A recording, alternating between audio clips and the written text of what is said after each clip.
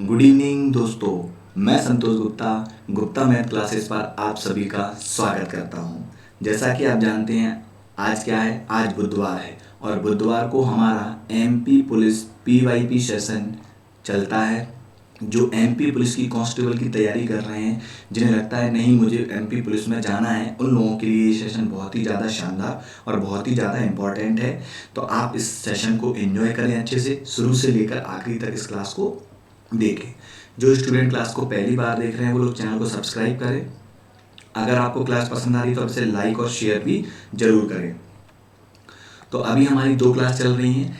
एक class profit and loss की चल रही है जो सुबह 10 बजे डेली होती है। तो अगर आप इस क्लास को भी ज्वाइन करते हैं तो ये आपके लिए बहुत ही इंपॉर्टेंट क्लास है और ऐसा कोई एग्जाम नहीं होता जिसमें मैथ आए और प्रॉफिट एंड लॉस का क्वेश्चन ना आए। अभी आज शाम को एमपी पुलिस पीआईपी सेशन की ये क्लास है जो शाम को 5 बजे अल्टरनेट चलती है MWF में, मंडे वेडनेसडे और फ्राइडे। तो आज वेडनेसडे है तो इसलिए आज हमारी एमपी पुलिस पीवाईपी सेशन की ये क्लास है। ठीक है, तो जो कंप्लीट हो चुके हैं टॉपिक वो कौन कौन से हैं, वो टाइम एंड वर्क कंप्लीट हो चुका है हमारा, वर्क एंड वेजेस कंप्लीट हो चुका है, पाइप एंड सिस्टम और परसेंटेज कंप्लीट हो चुका है और इनके टेस्ट के साथ साथ इनके सॉल्यूशन भी हो चुके हैं। तो जो स्टूडेंट इस क्लास को देखना चाहते हैं वो प्लेलिस्ट से जाके देख सकते हैं और आराम से आप वहाँ पर क्वेश्चंस को सॉल्व कर सकते हैं और उनके टेस्ट को भी देखकर उसे सॉल्व कर सकते हैं। तो बढ़ते हैं हम अपने क्लास की ओर। तो ये प्रीवियस ईयर क्वेश्चन डेट 19 अगस्त का शिफ्ट फर्स्ट का आगे की क्लास कंटिन्यू है। देखिए एक क्वेश्चन है 743 इंटू 999 का मान क्या होगा। अब देखिए जिस स्टूडेंट को इसका मेथड पता है वो स्टूडेंट क्लास इस क्वेश्चन को केवल 3 से 4 सेकंड में सॉल्व कर लेगा, लेकिन जिसे नहीं पता है वो क्या करेगा, या तो देखिए कांस्टेबल में तो क्या थोड़ा टाइम होता है पर आप कोशिश करिए ज़्यादा से ज़्यादा टाइम आप कंज्यूम ना करें। तो क्या करेंगे, कई लोग तो इस क्वेश्चन को 9 से मल्टीप्लाई करेंगे, फिर 9 से मल्टीप्लाई करेंगे, फिर 9 से मल्टीप्लाई करेंगे, आंसर आ जाएगा लेकिन आपको उसमें 1-2 मिनट लग जाएंगे। लेकिन अगर ये क्वेश्चन आपका आरआरबी में आता है, अगर ये क्वेश्चन आपका एसएससी में आता है, क्यों, क्योंकि पेपर टीसीएस बनाता है तो कई क्वेश्चन आपको कहीं भी आपको एग्जाम में दिख सकता है। तो इसका क्या होता है, 9 से मल्टीप्लाई का एक कंसेप्ट होता है, एक लॉजिक होता है, वो मैं आपको सिखा देता हूँ। देखिए अगर मैं आपसे बात करूँ कि 5 इंटू 9 कितना होता है तो आप कहेंगे 45। ये होता क्यों है 45, तो मैं आपको बता देता हूँ कि 9 क्या करना होता है, यहाँ जो वैल्यू होती है उसमें एक कम कर रहे हैं, तो कम करेंगे तो ये कितना आएगा 4 और इस 9 में से इस 4 को घटाएंगे तो कितना आएगा 5। आ गया, आप एक बार और चेक कर लीजिए। अगर मैं कहूँ 3 इंटू 9 कितना होगा तो आप कहेंगे इसमें से एक कम करेंगे तो कितना 2 और 9 में से 2 जाएगा तो कितना 7। समझ गए आप कंसेप्ट को। तो चाहे 1 9 हो, 2 9 हो या 3 9 हो, ठीक है ना। अगर आप देखेंगे मैं यहाँ पर लिखता हूँ 62 इंटू 99। चलिए तो आपको क्या करना है, मुझे नहीं आता 99 का पहाड़ा, तो आप कहेंगे 99 का टेबल नहीं आता, इसमें एक कम करेंगे तो कितना आएगा 90। अब आप इस 9 में से इस वाले को घटाएंगे तो कितना आएगा 8 और इस 9 में से इसको घटाएंगे तो कितना आएगा 3। आप चेक कर लीजिए मोबाइल से या कैलकुलेटर से, इतना ही आएगा। ठीक है, अब इस क्वेश्चन को कैसे करें, चाहे वो 3 9 हो 4 9 हो, तो आई होप कि आप समझ गए। अब आप देखिए इसको मैं लिख लेता हूँ 743 इंटू 999। इसमें इसको एक कम करें तो इसमें इसको एक कम करेंगे तो इतना भी अगर मैंने कर दिया कि मान लीजिए इसको कम कर दिया, तो अब आप देखिए ये 724 है, आंसर नहीं होगा, 784 है, आंसर नहीं होगा, आंसर या तो इसमें होगा या इसमें होगा। देखिए कितना आसान कर दिया, 2 ऑप्शन तो हमने हटा दिए। अब आप देखिए इस 9 में से इस 2 को घटाएंगे तो कितना बचेगा 7, इस 9 में से इस 2 को घटाएंगे तो कितना बचेगा सॉरी इस 9 में से इस 4 को घटाएंगे तो कितना बचेगा 5 और इस 9 में से इसको घटाएंगे तो कितना बचेगा 2, यानी 257 किसमें है 257। देखिए ऑप्शन नंबर हमारा ये हो गया, है ना। अगर आप चाहते तो इस क्वेश्चन को 1 सेकेंड में कर देते। कैसे? मुझे पता है 742 आएगा, तो 742 इसमें था और इसमें, लेकिन आप थोड़ा सा दिमाग और लगाते कि ये 3 और 3 6 अंक हैं, तो आंसर 6 अंक में आएगा, ये तो 5 ही अंक है, तो आप डायरेक्ट भी इस क्वेश्चन को कर सकते थे। अच्छा लगा? अगर आपको ये कंसेप्ट अच्छा लगा है और आपको लगता है हाँ सर हमने ये कंसेप्ट सीख लिया, तो आप कमेंट बॉक्स में ज़रूर बताना और क्लास को लाइक ज़रूर कर देना। लाइक तो बनता है, क्यों? क्योंकि एक नया कंसेप्ट हमने सीखा है। तो कितने भी 9 हो आप उसका मल्टीप्लाई ऐसे कर सकते हैं। कैसे? इस वैल्यू में से एक कम करके लिखेंगे, फिर जितने भी 9 हैं उनमें से आप इनको घटाएंगे, ठीक है ना। अब हम चलते हैं अपने आगे क्लास की तरफ। देखिए आगे क्लास में क्या लिखा है कि यदि 3x + 2y = 12 है और x y बराबर इतना है, तो 9x² + 4y² का मान कितना होगा। देखिए मैं इस इक्वेशन को लिखने वाला हूँ, 3x + 2y = 12। अब आप लिखेंगे दोनों पक्षों का वर्ग करने पर। सर क्यों वर्ग करेंगे ये भी तो बताइए। तो इसका वर्ग करेंगे तो क्या होगा, 9x², इसका वर्ग करेंगे तो 4y²। मैं लिख देता हूँ, दोनों पक्षों का वर्ग करने पर। आप लिख लेना, है ना, दोनों पक्षों का वर्ग करने पर। वर्ग करेंगे तो कितना हो जाएगा, 9x² + 4y²। अब आप देखिए कुछ व्यवस्था बन रही है आपकी, बिल्कुल बन रही है सर। क्यों किया था वर्ग, आपको आंसर मिल गया। तो क्या होता है, a² + b² प्लस के 2 इंटू लगा देता हूँ 2a और इंटू b यानी 2y बराबर कितना, 12 का स्क्वायर कितना, 144। ठीक है। अब आप देखिए इसको एक बार और लिख देते हैं, 9x² प्लस के 4y² प्लस, अब आप देखिए 2 3 6 दूनी 12 और ये क्या हो जाएगा, x इंटू वाई। और x y का मान आपको एग्जामिनर ने क्या दे रखा है, देखिए 6। तो मैं इसकी जगह अगर यहाँ पे थोड़ा शॉर्ट कर दूँ और इसे इंटू में 6 लिख दूँ तो आपको कोई तकलीफ नहीं होनी चाहिए, नहीं होगी सर। और 144। अब आप देखिए ये आपका 9x² प्लस के 4y², ये 12 छिन कितना होगा, 72। 12 से 6 72 और 72 इधर आके माइनस होगा, तो अगर 144 में से 72 जाएंगे तो फिर कितना बचेगा, 72 ही बचेगा। तो ऑप्शन नंबर क्या हो जाएगा, सी। समझ गए। अब आप चाहते तो इस क्वेश्चन को और कम टाइम में कर सकते थे। देखिए ये प्रैक्टिस से होता है सारा। तो अगर मैं आपसे कहूँ कैसे, तो ये तो देखिए 9x² होता है, ये 4y² होता, 2ab आता है इसमें, a + b का होल स्क्वायर में क्या होता है, 2ab। और 2 कितना है हमें नहीं पता, लेकिन इतना पता है 2। ab कितना है, देखिए ab कितना है, 3 दूनी 6, 3 दूनी 6, 6 दूनी कितना 12, ab आता है यानी xy, और xy का मान कितना है 76। ये 76 72 इधर जाएंगे तो आंसर कितना आएगा, 72। आई होप कि आप इस क्वेश्चन को समझ पा रहे होंगे। तो चलते हैं हम अपने अगले क्वेश्चन की तरफ। तो अगले क्वेश्चन में बोला गया एक वृत्त में यदि जीवा CD की तुलना में जीवा AB केंद्र O के अधिक निकट है तो क्या होगा। एग्जाम में ये क्वेश्चन आया है, बहुत ही अच्छा क्वेश्चन है। कैसे करेंगे, तो देखिए जब हम ज्योमेट्री पढ़ेंगे तो मैं आपको ज्योमेट्री के भी सारे कंसेप्ट आपको एक एक सीरियल से सिखाऊंगा, लेकिन इसमें आपको ज्योमेट्री के बहुत ज़्यादा ज्ञान की ज़रूरत नहीं है, बिल्कुल छोटा सा कंसेप्ट है। देखिए एक वृत्त है जिसमें जीवा है एक, वो CD की तुलना में, मैं आपको बता देता हूँ कि ये आपका एक सर्कल है, ठीक है। जीवा क्या होती है, तो आप सभी जानते हैं जीवा क्या होती है, जो बिल्कुल बीचों बीच होती है। क्या होती है, अगर आप देखेंगे जीवा क्या होती है, सॉरी ये तो व्यास हो गया ना, जीवा क्या होती है, एक सेकंड के लिए माफी चाहता हूँ, एक सेकंड। जीवा क्या होती है, तो आप कहेंगे जीवा क्या होती है, तो एक कॉर्ड होता है, मतलब जो कहीं भी होता है। तो अब अगर आप देखेंगे एक वृत्त में यदि जीवा CD की तुलना में जीवा AB केंद्र O के निकट है, एक CD जीवा है और एक AB जीवा है, तो देखिए अब आप मुझे बताइए कि एक CD जीवा है, 2 जीवाएं हैं, तो कौन सी जीवा कहाँ है। तो केंद्र बना लेते हैं सबसे पहले हम यहाँ, ये केंद्र है जिसका नाम है O। अब वो क्या कह रही थी, जीवा CD, ठीक है, CD की तुलना में, ध्यान रहे CD से कंपेयर होता है, CD की तुलना में जीवा AB O के अधिक निकट है, मतलब O के सबसे पास है। तो अगर मैं मान लेते कि O पर नहीं है, तो अगर मैं मान लेता हूँ कि ओ के अधिक पास होगी तो थोड़ा सा पास यहाँ बनाता हूँ, और ये क्या है आपकी एक कॉर्ड है जिसका नाम है ए बी। और अब आपको सी डी को कहीं भी बना दीजिए, चाहे यहाँ बना दीजिए चाहे कहीं भी बना दीजिए सी डी को। क्यों? क्योंकि ओ के सबसे पास तो ए बी होगी, उसने लिख दिया ओ के अधिक निकट है कौन? A B. किसकी तुलना में? C D. तो अब आपसे ऑप्शन पूछा है तो आप बताएंगे A B greater than equal to C D. A B बड़ा है और बराबर है, देखिए बराबर तो नहीं है क्योंकि यहाँ शब्द लिख गया अधिक निकट है, तो सी डी तो आपकी दूर होगी, भले ही थोड़ी सी भी दूर हो लेकिन दूर होगी, और जब दूर होगी तो ये छोटी होगी। तो अब आपको बताया A B less than C D, A B C D से बड़ा छोटा होगा? नहीं होगा, क्योंकि केंद्र की ओर बढ़ते हैं तो आप जानते हैं आपकी कॉर्ड जो होती है वो बढ़ती जाती है।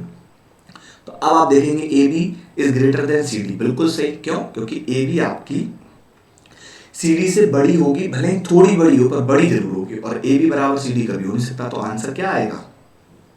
सी आएगा। अब आप बताइए इसमें आपको किस चीज की जरूरत थी? आपको एक छोटा सा कंसेप्ट समझना था कि अगर आपका ये एक सर्कल है और इस सर्कल में एक ये केंद्र है ओ, ठीक है।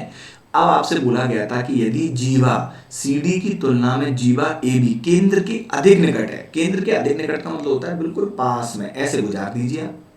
अब ये ए बी जीवा हो गई। अब आप सी डी को यहाँ कहीं भी रखेंगे ना, कहीं भी, चाहे यहाँ रख दीजिए चाहे यहाँ रख दीजिए, ये हमेशा सी डी जो रखेंगे ये सी डी को, वो हमेशा ए बी से छोटी होगी, बराबर कभी नहीं हो सकती और बड़ी कभी नहीं हो सकती। ये कंसेप्ट भी समझ लिया, और अगर आपको ये क्वेश्चन भी समझ में आ गया है तो अब आप क्लास को लाइक जरूर करेंगे और दोस्तों में भी इसे शेयर करेंगे।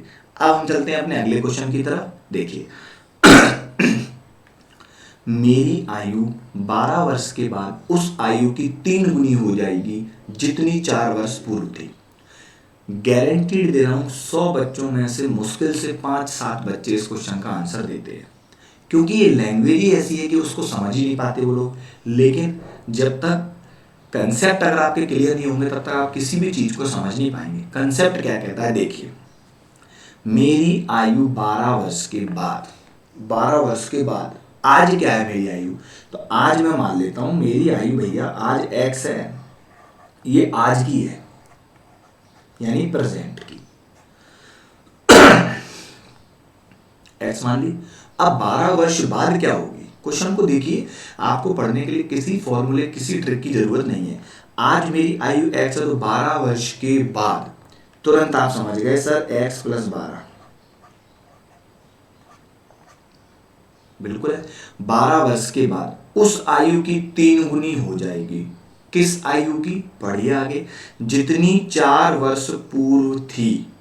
तो 4, आज मेरी आयु अगर x है तो 4 वर्ष पूर्व कितनी थी? सर याद आ रहा है हमें, कितनी हो जाएगी? x माइनस कितना हो जाएगा? x - 4, ठीक है। x माइनस कितना हो जाएगा? 4। नहीं आया समझ में? देखिए मेरी आयु 12 वर्ष के बाद, पहले आज की तो निकाल लो आप, तो आज की आयु x है। 12 वर्ष के बाद कितनी? x + 12, उस आयु की 3 गुनी होगी। उस आयु की का मतलब होता है मल्टीप्लाई, तो ये मल्टीप्लाई हो गया, उस आयु की 3 गुनी हो जाएगी जितनी 4 वर्ष पूर्व थी। तो जब आज आपकी आयु x है तो 4 वर्ष पूर्व क्या थी? x - 4, बस आ गया आपका आंसर। x + 12 बराबर 3x - 12। अब ये एक x इधर आना चाहते हैं तो माइनस हो जाएंगे, तो 3 में से 1 जाएगा तो कितना? 2x। ये माइनस के 12 इधर जाना चाहते हैं जो प्लस के होंगे, तो 12 दूनी कितना? 24, क्योंकि 12 - 24, तो x बराबर कितना आ गया? 12। तो मेरी वर्तमान आयु कितनी है? मैंने x मानी थी, तो आंसर क्या आ गया? 12, ठीक है। आई होप कि आपको क्वेश्चन समझ में आ गया होगा। अब आप इस क्वेश्चन को देखेंगे तो अब आपको ये क्वेश्चन सरल लगेगा। क्यों? क्योंकि हमने कंसेप्ट समझ लिया। अब हम चलते हैं अपने अगले क्वेश्चन की तरफ। देखिए निम्न में से कौन सा व्यंजक बहुपदी है? मतलब which one of the following expressions is polynomial? Polynomial क्या होता है? जब हम पॉलिनोमियल पढ़ेंगे तब मैं आपको पूरे कंसेप्ट फिर से उसके बताऊंगा, लेकिन पॉलिनोमियल क्या होता है तो मैं आपको केवल इतना बता देता हूँ कि पॉलिनोमियल होता है, पहली बात तो बहुपदी होता है जिसमें एक से अधिक पद होते हैं। पढ़िए इसको, बहुपदी जिसमें एक से अधिक पद होते हैं, ठीक है ना, टर्म होती है। दूसरी बात, मुझे ये सब नहीं पता, कोई बात नहीं। इतना पता है कि जो पॉलिनोमियल होगा उसकी पावर कभी भी माइनस में नहीं होगी। जिंदगी में भी आप कभी पॉलिनोमियल में जो पावर है वो कभी माइनस में नहीं होगी, फ्रैक्शन में नहीं होगी। मतलब जो फ्रैक्शन होता है मतलब नॉर्मल होगी, उसकी पावर 2, 5, 10, 15, 200, 1000, कभी भी इतनी नहीं होगी 3/2, 22/4 हो। तो जो पावर है वो कभी माइनस में नहीं होगी, फ्रैक्शन में नहीं होगी। समझ गए? आते हैं अपन चेक करते हैं। इतना समझ लिया ना। पॉलिनोमियल क्या होता है? बहुपद वो होता है जिसमें कभी भी पावर माइनस में नहीं होगी और फ्रैक्शन में नहीं होगी। इस कंसेप्ट से हम इसका आंसर देखते हैं। देखिए इसमें माइनस में दिख गई, हटा दो इसको। ये 1/2 पावर कभी भी नहीं होगी, इसकी फ्रैक्शन में कभी भी नहीं होगी। और ये देखिए इसमें देखेंगे आप तो इसको भी देखेंगे तो ये कितना है, बटे में है, तो ये भी। अब आपका आंसर केवल एक रह गया। ये देखिए ये पावर इसकी, ये नॉर्मल और ये, ठीक है ना। बहुत सारे कितने टर्म हो गए, 1, 2, 3, आंसर आ गया। तो जरूरी नहीं है कि आपको पूरे कंसेप्ट भी समझना हो, कई बार आपके बेसिक कंसेप्ट भी आपके क्वेश्चन का आंसर दे सकते हैं। और एक एक नंबर सिलेक्शन के लिए क्या मायने रखता है, ये किसी से उससे पूछना जिसका सिलेक्शन 1 नंबर से रुका हो। मैं आपको पढ़ाने में किसी तरह की कोई कमी नहीं रखूँगा, बिल्कुल फ्री पढ़ाता हूँ और बिल्कुल फ्री पढ़ाऊँगा। बस आप लोगों से इतना सपोर्ट जरूर चाहिए कि चैनल को आगे लेके चलना है हमें से, और भी लोगों से जुड़ना है जिससे लाइव क्लास भी हम पढ़ सकें। लाइव क्लास पढ़ने का भी एक अलग एक्सपीरियंस होता है, ये आप भी जानते हैं, ठीक है। तो आप लोग तब तक 1000 सब्सक्राइबर नहीं हो जाते तब तक आपका एक पैसा भी नहीं लगेगा। आपको क्या करना है, केवल कुछ दिनों तक मेरे क्लास की लिंक को स्टेटस पर लगाना है, इससे कुछ भी नहीं होगा। इससे क्या होगा, जो आपके ग्रुप में जो भी स्टूडेंट तैयारी कर रहे हैं वो एक ना एक दिन कभी ना कभी उस क्लास की लिंक को ओपन करेंगे, और अगर उन्हें वो क्लास पसंद आएगी तो वो उससे जुड़ जाएंगे आगे से, ठीक है ना। तो इतनी रिक्वेस्ट आप मेरी मान लीजिए, बाकी क्वेश्चन आपको समझ में आ गया। अब देखिए, वह छोटी से छोटी संख्या क्या है जिसको 1100 को गुणा किया जाने पर एक एक गुणनफल पूर्ण वर्ग बन जाए। मतलब जो मल्टीप्लाई एक वैल्यू है ना वो वर्ग बनो, स्क्वायर हो, परफेक्ट स्क्वायर। तो पहले तो मैं इस 1100 को लिखने की कोशिश तो कर लूँ। ये 1100 है, इसको मैं थोड़ा सा फ्रैक्शन में तोड़ लेता हूँ। क्यों? मैं आपको कुछ दिखाना चाहता हूँ। देखिए ये इसको मैं लिख सकता हूँ 11 और इसको लिख सकता हूँ इंटू 100। पहले तो आप बताइए इस बात से सहमत हुए कि नहीं हुए? लिख सकते हैं, लिख सकते हैं। अब आपको इसमें कितने का मल्टीप्लाई करना है, इस वैल्यू में कह रहे हैं वो। मतलब मैं इसको कह सकता हूँ ये भी मल्टीप्लाई में, मैं यहाँ कितने का मल्टीप्लाई करूँ कि परफेक्ट स्क्वायर हो। तो आप बताइए क्या 11 परफेक्ट स्क्वायर है? नहीं है सर। 100 परफेक्ट स्क्वायर है? जी हाँ सर। क्यों? क्योंकि ये 10 का स्क्वायर होता है, 10 का स्क्वायर होता है, तो ये तो परफेक्ट स्क्वायर है, इससे हमें कोई मतलब नहीं है, इसको हमें कोई मतलब नहीं है इससे। लेकिन इस 11 में क्या कर दें कि ये स्क्वायर बन जाए। सर 11 का स्क्वायर तो 121 होता है, तो इसमें कितने का मल्टीप्लाई होगा? 11 का ही होगा। तो 11 का ही मल्टीप्लाई करेंगे तो ये भी स्क्वायर बनेगा, ये स्क्वायर ऑलरेडी है। तो आंसर क्या आएगा? Option number A. ये छोटे छोटे क्वेश्चन हैं आपके, जो आपको एक एक नंबर देकर जाते हैं, जो आपको सिलेक्शन में काफ़ी हेल्पफुल होते हैं। जिन लोगों को कंसेप्ट नहीं पता होते उनको मैं आपको हर एक क्वेश्चन को, हर एक कंसेप्ट को क्लियर बता के चल रहा हूँ। मैंने पीवाईपी सेशन इसीलिए चालू किया है कि अभी आप एमपी में देखेंगे तो ये विश्वास मानिए एमपी में एक भी पीवाईपी सेशन चालू नहीं है, और मैं मध्य प्रदेश में अभी केवल कांस्टेबल का पीवाईपी सेशन है। समय आने पर मैं आपके लिए एसआई, पटवारी, जेल प्रहरी, एसएससी, आरआरबी सबके पीवाईपी सेशन चलाऊंगा। भले ही मैं इंटरनेट चलाऊँ उसको, लेकिन चलाऊंगा जरूर। लेकिन आप लोगों से सपोर्ट चाहिए, और उस सब आप सबके सपोर्ट के बिना तो सब कुछ अधूरा है, ठीक है ना। तो आपने देखा परफेक्ट स्क्वायर के लिए मैंने क्या कर दिया, इसमें 11 का मल्टीप्लाई कर दिया, तो अब ये भी एक परफेक्ट स्क्वायर हो गया, ये भी हो गया, आंसर आ गया, ठीक है। अब हम चलते हैं अपने अगले क्वेश्चन की तरफ। अगर वो इसी में, चलो मान लो अगर वो इसी में बोले, चलो मैं इस क्वेश्चन को थोड़ा और टफ लेके चलता हूँ कि इसमें कितने का गुणा किया जाए कि वह एक पूर्ण घन बन जाए। चलो इस क्वेश्चन को थोड़ा और बढ़ाते, घन बन जाए। तो अब आपको क्या करना पड़ेगा, मैं इस क्वेश्चन को यहाँ समझा देता हूँ कि ये 1100 है। अब इसमें कितने का मल्टीप्लाई करें कि ये घन बन जाए, तो इसको मैं लिख सकता हूँ 100। तो देखिए घन के लिए क्या होता है, इसमें तो आपको पता है घन के लिए 10 है, ये 10 है, तो एक 10 और ले लूँगा मैं, तो ये भी घन बन जाएगा। लेकिन 11 के लिए मुझे कितने 11 लगेंगे? 2 11, क्योंकि क्यू कब होगा तब। तो आप कहेंगे 1 11 ये लगेगा, 1 11 ये लगेगा, 11 11 121 है ना, और 10 का मल्टीप्लाई और करेंगे, यानी वो संख्या कितनी होगी? 1210। मतलब इस संख्या में अगर आप 1210 का मल्टीप्लाई करते हैं तो वो एक पूर्ण घन बन जाएगी। समझ गए ना आप, कंसेप्ट है। ठीक है, अब हम चलते हैं अपने अगले क्वेश्चन की तरफ। संख्याओं 1 2 3 4 5 से 25 में से संख्या के चयन करने पर उस चयनित संख्या के अभाज्य संख्या होने की कितनी संभावना है, जबकि प्रत्येक दी गई संख्या के चयनित होने की समान संभावना है। अब आप बताइए ये क्या है। एक्चुअली क्वेश्चन जो है ना, ये परमुटेशन एंड कॉम्बिनेशन का है ना। जब हम प्रोबेबिलिटी या परमुटेशन कॉम्बिनेशन मतलब क्रमचय और संचय पढ़ेंगे, बहुत अच्छे से मैं कंसेप्ट को समझा दूंगा, और जो स्टूडेंट मेरे से पढ़ चुके हैं वो इस क्वेश्चन का आंसर दे भी चुके होंगे इस क्लास को देख के। देखिए मुझे इतना पता है कि अब मैं आपको समझा रहा हूँ तो मुझे पूरा लिखना पड़ेगा। 1 2 3 4 5 6 7 8 9 10 11 12, ठीक है ना। ऐसे यहाँ से लिखना शुरू करता हूँ। 13 14 15 16 17 18, ठीक है। जब तक आप क्लास को देखते हैं तब तक आप खुद भी इसको करने की कोशिश किया करें, पॉज करके क्लास को। नहीं आ रहा है तो फिर मैं तो बैठा ही हूँ, बताऊंगा ही आपको, है ना।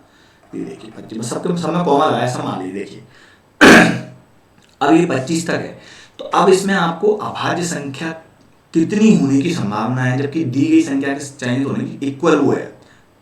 ठीक है, देखिए अब क्या कर सकते हैं। अभाज्य संख्या क्या होती है, सबसे पहले क्वेश्चन आता है सबसे छोटी अभाज्य संख्या क्या है। तो इसमें भी कुछ लोगों को डाउट है, कुछ कहते हैं 1, कुछ कहते हैं 2, लेकिन सबसे छोटी अभाज्य संख्या कितनी होती है, तो इसका आंसर मैं आपको पहले दे देता हूँ। वो सबसे छोटी संख्या होती है 2। क्यों होती है 2, 1 क्यों नहीं होती, वो मैं आपको बताता हूँ। अभाज्य संख्या क्या होती है अभाज्य संख्या? Prime number. तो वो संख्या जो 1 से डिवाइड हो और खुद से डिवाइड हो, मतलब जिसका वजूद खुद से हो और 1 से हो। तो दुनिया की जितनी भी संख्याएं हैं वो सब 1 से डिविजिबल हैं कि नहीं, आप बताइए। जो फ्रैक्शन वैल्यू नहीं हो, नॉर्मल वैल्यू हो, तो आप कहेंगे बिल्कुल सही है। तो इस परिभाषा को अभी तक हमने पढ़ा है कि वह संख्या जो 1 से डिवाइड हो और खुद से डिवाइड हो वो अभाज्य संख्या होगी। लेकिन दुनिया की सारी संख्या 1 से डिवाइड है, आप देख लेना। तो इस परिभाषा को और छोटा करते हैं, ऐसी संख्या जो खुद से डिवाइड हो। तो अब आप कहेंगे सर 1 भी खुद से डिवाइड है, बिल्कुल सही बात है। लेकिन अब मैं इसको उस परिभाषा पर ले जा रहा हूँ, दोनों परिभाषाओं। तो एक ऐसी संख्या जो 1 से डिवाइड हो, 1 से हो गई, और ये खुद से डिवाइड हो, तो इसमें एक को डिफाइन करना पॉसिबल नहीं है कि वो एक कौन सा है जो ये खुद से डिवाइड है, और वो एक कौन सा है जो सारी संख्या 1 से डिवाइड है। इसीलिए इस संख्या को हम कभी भी अभाज्य संख्या में नहीं लेते। अब 2 को देखते हैं, तो 2 से तो डिवाइड है। देखिए दुनिया में जितनी भी ये संख्या मैंने लिखी वो सब 1 से डिवाइड है। तो अब 2 से डिवाइड है, बिल्कुल। 3 से डिवाइड है। देखिए अब मैं यहाँ पर क्या करता हूँ, पेन अलग ले लेता हूँ, जिससे आपको क्या है, पहचानने में आसानी होगी। अब देखिए मैं टिक कर रहा हूँ, ये संख्या है। 3 भी खुद से डिवाइड है, 4 खुद से डिवाइड है, बिल्कुल सही है। लेकिन ये 2 से भी डिवाइड होती है। तो वह संख्या जो केवल खुद से डिवाइड हो, ओनली, तो आप कहेंगे ये नहीं है। 5 है, 6 नहीं है, क्यों? 6 3 से। तो अब 7 है, 9 नहीं है क्योंकि 3 से होता है। अब 11 है, 13 17 19 और 23। अब चिन्ह कितने लगे देखिए, एक यहाँ से 1 2 3 4 5 6 7 8 9, 9 संख्याएं हैं प्राइम नंबर। कितने पर? 25 पर, क्योंकि यहाँ 25 लिखा था। तो आंसर कितना आएगा? 9/25। सर इसकी कोई शॉर्ट ट्रिक नहीं है, इसकी कोई शॉर्ट ट्रिक नहीं है, लेकिन ये विश्वास मानिए, मैंने इतने सारे क्वेश्चन में पेपर में देखा है, ये 25-30 से ज़्यादा कभी आया नहीं है क्वेश्चन। कभी ऐसा नहीं आएगा कि 100 तक या 200 तक बताएं आप, ठीक है ना। कभी भी ऐसा आएगा ही नहीं ये क्वेश्चन, ठीक है। तो अगर आपको कभी देखना है तो आप देखेंगे कि कितना होगा, इसका आंसर कितना होगा, 25, यानी 9/25, ठीक है ना। 25-30 तक ही आता है। और प्राइम नंबर क्या होता है? जो खुद से डिवाइड होता है केवल। चलते हैं अपने अगले क्वेश्चन की तरफ। वह छोटी से छोटी संख्या जिसमें इतने को विभाजित किया जाने पर भागफल पूर्ण घन हो, परफेक्ट क्यूब हो। लिख लेते हैं भैया इसको, पहले तो इसको लिख लेते हैं। अब आप देखिए इसको कैसे करेंगे। तो देखिए कुछ क्वेश्चंस क्या हैं, आप ऑप्शन से भी कर सकते हैं। देखिए सबसे पहले 3 से डिवाइड कर देते हैं। देखिए मैं यहाँ लिखते हैं 3 एकम 3, 0 3 दूनी 6 और 3 9 27। क्या ये क्यूब है? नहीं है सर, ऑप्शन हटाओ तुरंत। 21 से बाद में करेंगे। सर क्यों बाद में करेंगे? क्योंकि 21 का पहाड़ा 7 और 9 से टफ होता है, इसीलिए अब हम 7 से करेंगे। 7 से करेंगे, 7 चौके 28। मैं यहाँ लिख रहा हूँ उसका सोल्यूशन। 7 चौके 28, 2 बचे। 7 चौके 28, 2 बचे। और 7, और अब कितने बचे? 1, 7 एकम 7, 441। कई लोग जल्दबाजी में इसका आंसर कर देंगे सर 7 है। अरे भैया ये स्क्वायर है, 21 का स्क्वायर पर स्क्वायर है, उसने स्क्वायर की थोड़ी पूछा है, देखो घन की पूछा है, तो इसलिए ये हमारा आंसर नहीं। अब 9 से करते हैं, तो 9 से करेंगे, 9 तिया 27, 3 बचे, ठीक है, 9 चौके 36, 2 बचे, और 9 तिया 27, 343 याद आ रहा है क्या? 7 का क्यूब होता है, तो आंसर हमारा क्या होगा? 9। अब 21 को चेक नहीं किया, क्योंकि 21 होगा नहीं, आप देख लेना करके, ठीक है। तो मैं आपको ये नहीं बता रहा हूँ कि हर क्वेश्चन का आंसर क्या है, मैं आपको ये बता रहा हूँ, साथ साथ में पढ़ाने के साथ साथ मैं आपको ये भी बता रहा हूँ कि आपको एग्जाम कैसे क्रैक करना है, एग्जाम हॉल में बैठ के कितना दिमाग चलाना है, आपको पेन कम से कम चलाना है। तो क्वेश्चन सॉल्व करने का तरीका भी मैं आपको बता रहा हूँ। मैंने पहले 3 से सॉल्व किया, सरल होता है, फिर मैंने 7 से किया। 21 से क्यों नहीं किया? आप जानते हैं 21 का पहाड़ा 7 से थोड़ा टफ होता है, तो 7 से किया तो आंसर 41 आया। तो मैंने ये भी बताया आपको यहाँ पर, कई लोग इस आंसर को भी लगा देंगे, जल्दबाजी, इसको ह्यूमन एरर बोलते हैं। ऐसा नहीं कि उनको आंसर नहीं आया, उन्होंने जल्दबाजी की, देखा 441 स्क्वायर है, पर स्क्वायर थोड़ी पूछा, उसने क्या पूछा है? क्यूब पूछा है। तो अब हम आगे गए, और 343 क्या होता है, ठीक है। तो अगर आप कहीं देखें तो 30 तक तो आपको स्क्वायर रटे होने चाहिए, स्क्वायर, और कम से कम 20 तक तो आप क्यूब को पढ़ लें। इतना तो आप पढ़ के रखें, काम आएगा आपके आगे, ठीक है। अब हम चलते हैं अपने अगले क्वेश्चन की तरफ। देखिए, राज ने 15% वार्षिक साधारण ब्याज पर 5,000 रुपए का ऋण लिया, ठीक है, और उस धनराशि को 15% वार्षिक चक्रवृद्धि दर पर अन्य व्यक्ति को दे दिया। 2 वर्ष के बाद उसे क्या होगा? सबसे पहले तो मैं बात करता हूँ, मैंने सामने वाले से पैसे लिए तो साधारण ब्याज पर लिए। अब इसके बाद जो चैप्टर शुरू होगा वो डिस्काउंट होगा, डिस्काउंट छोटा सा चैप्टर, उसके तुरंत बाद CISI करेंगे हम, और CISI इंपॉर्टेंट चैप्टर होता है। तो देखिए, 10% से साधारण ब्याज तो फिक्स होता है, सिंपल इंटरेस्ट है, हर साल फिक्स रहता है, और 5,000 रुपये पर है, तो 2 वर्ष के बाद क्या होगा? तो 1 वर्ष की दर कितनी है? 10%। तो अगले 1 वर्ष की दर भी कितनी होगी? 10%। 2 वर्ष में टोटल ब्याज कितना दोगे आप? 20%। यानी आप कहोगे सर 5,000 रुपये पर मैं डायरेक्ट 20% निकालूं, निकाल लो, और 20% निकालना मैंने आपको सिखा दिया है। 10% कितना है? 500। तो 20% कितना होगा? 500, और यानी 1,000। तो आप इस सामने वाले व्यक्ति को कितना? 1,000 रुपये ब्याज भुगतान करोगे, जिससे आपने लिया है ना, इसलिए मैं इसको हाईलाइट कर लिया है, इसलिए आप सामने वाले को कितना? 1,000 रुपये ब्याज के दोगे। 5,000 तो लौटाओगे ही मूल दर का, ये ब्याज के दोगे। अब आपने इस 5,000 को किसको दिया है? किसी एक व्यक्ति को दे दिया, 15% चक्रवृद्धि ब्याज पर। तो मैं लिख लेता हूं यहाँ पर 5,000 रुपये, और चक्रवृद्धि ब्याज क्या होता है? तो चक्रवृद्धि ब्याज क्या होता है ये मैं आपको थोड़ा सा भी बताता हूँ, बाकी क्लास में हम बहुत अच्छे से पढ़ेंगे। ब्याज पर ब्याज, कंपाउंड इंटरेस्ट क्या होता है? ब्याज पर ब्याज। तो सबसे पहला वर्ष जो ये होगा, फर्स्ट ईयर ये होगा, तो इस पर तो सिंपल है, 15% लगेगा। तो 15% निकालना हमें डायरेक्ट नहीं आता, लेकिन हमने सर 10% निकालना सीखा है, तो इसका 10% कितना होगा? 500। अब आप माइंड में कैलकुलेशन कीजिए, अगर 10% कितना है? 500, मैं लिख देता हूँ। तो 5% कितना होगा? तो 10% का 5 कितना है? आधा। तो 500 का आधा कितना? 250। यानी हमने पहले 10% निकाला, फिर 5% निकाला, तो 15% हो गया, और 15% टोटल कितना निकल के आएगा? 750। पहला साल कंप्लीट हो गया। दूसरा साल ये है, तो दूसरे साल इस पर तो लगेगा ही लगेगा 15% ब्याज।